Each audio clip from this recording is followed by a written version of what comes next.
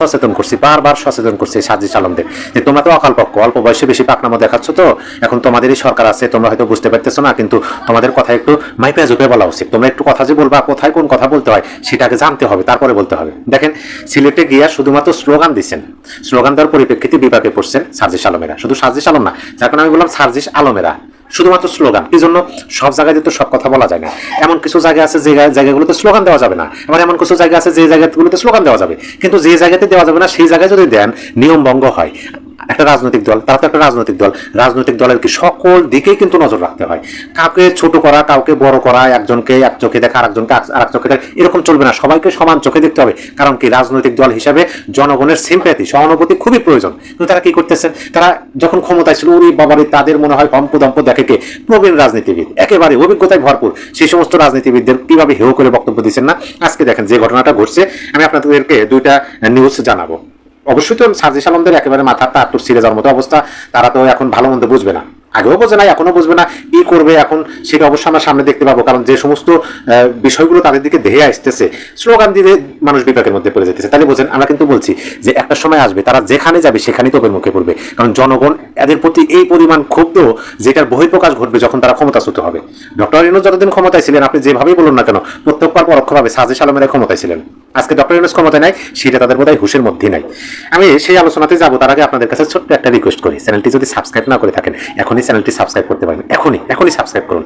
দেখেন আমি আপনাদেরকে প্রথমে যে নিউজটা জানাবো সেই নিউজটা হলো যে দেখেন এখানে লেখা আছে, জুলাইকে হাইকোর্ট দেখালে জুলাই জনতা আপনাদেরকে হাসিনার 5 আগস্ট দেখাবে। ডক্টর আতিক মুজাহিদ, সংসদ সদস্য, কুড়িগ্রাম 2। মানে জুলাইকে হাইকোর্ট দেখানো যাবে না, তার মানে কি? তার মানে হলো যে তাদেরকে আইনের কোনো কথা বলা যাবে না, তারা আইনকে তোয়াক্কা করে না। আইনের কথা বললে তারা 5 আগস্ট ঘটাইতে চায়, সেটা কি আদৌ সম্ভব? 5 আগস্ট তো হয়েছে, দেশের মানুষ তো বলছে যে আমরা প্রতারিত হয়েছি, দেশের মানুষকে আবার প্রতারিত হবেন জেনে শুনে? আমার সেরকম মনে হয় না। দেখেন আরেকটা নিউজ আপনাদেরকে বলি, সেটা হলো এনসিপির সঙ্গে মার্কিন সহকারী পররাষ্ট্রমন্ত্রীর বৈঠক স্থগিত। এখানে বলা হয়েছে জাতীয় নাগরিক পার্টি এনসিপির সঙ্গে দক্ষিণ ও মধ্য এশিয়া বিষয় মার্কিন সহকারী পররাষ্ট্রমন্ত্রী পল কাপুরের নির্ধারিত বৈঠক স্থগিত করা হয়েছে।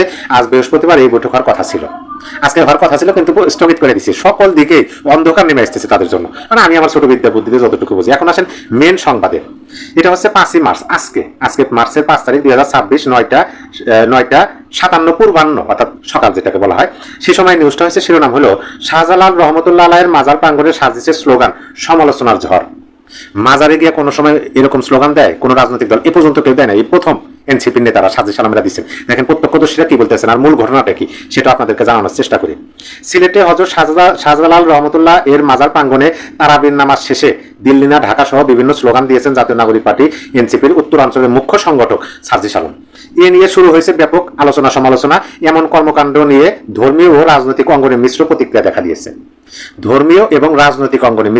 দেখা দিয়েছে, দেখেন জানা গেছে দরগা মাজারে তারাবির নামাজ আদায়ের পর উপস্থিত কিছু নেতাকর্মীদের সঙ্গে নিয়ে মাজার প্রাঙ্গণে এনসিপি নেতা সাজিদ আলম স্লোগান দেন। এ সময় এনসিপি নেতারাও সাধারণ মুসল্লিরাও সেখানে অবস্থান করছিলেন।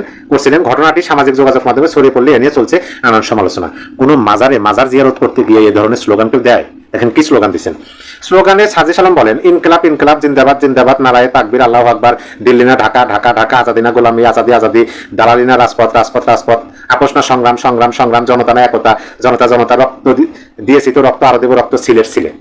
মানে সিলেটবাসীকে একটু কি বলে সাহস জোগানো, বা সিলেটবাসীকে খাস বাংলায় যেটা বললে ওই শব্দটা আমি ব্যবহার করতে চাইতেছি না, মানে সিলেটবাসীকে একটু হ্যাঁ তোমাদেরকে আমরা ভালোবাসি, দেখো তোমাদের নামে স্লোগান দিতেছি, এইটা বোঝানোর চেষ্টা করছে। কিন্তু কাজ তো হয়েছে হিতে বিপরীত, মানে যেটা ভাবছে সেটা হয় নাই। সিলেটবাসী খুব, দেখুন অনেকে বলতেছেন সিলেটবাসী তাদেরকে আপ্যায়ন না করে ছেড়ে দিলেন কেন, এটা এখন ভাবতেছি।